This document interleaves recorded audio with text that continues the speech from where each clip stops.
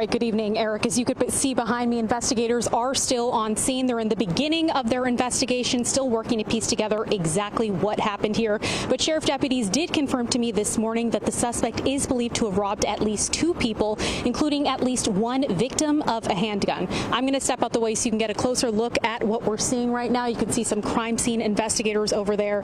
The sheriff's office eventually caught up with him right here in this cul-de-sac where the officer-involved shooting ensued.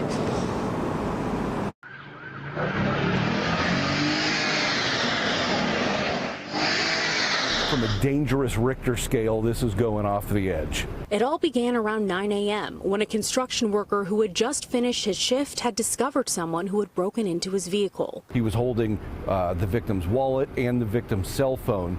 The victim at that point tried to get his items back, and the suspect pulled a knife on him. The suspect, who is believed to be a transient, fled the scene. Then, around 10:20 a.m., they received another call of a burglary in progress in the 2600 block of Mackinac Way. That caller came home to find an individual had broken into his home. Not only that, but that suspect had the homeowner's handgun in his hand. So the suspect now pointing the firearm at the homeowner several times, threatening his life as he continued to steal items from the homeowner. Fortunately, the homeowner was able to run from the scene and get assistance, calling 911. Deputies located the suspect matching the description of both robberies here on Grayling Way. They allegedly attempted to stop him as he was still holding the stolen firearm. At the end here is a cul-de-sac and a gate. He was able to get all the way up to the gate, ditched his bike.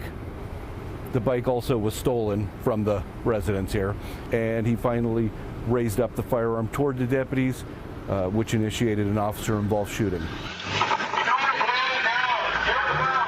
This video caught on Ring camera by a neighbor. So I look at the camera and then I see this guy coming from that street and what it looked like a electric bike.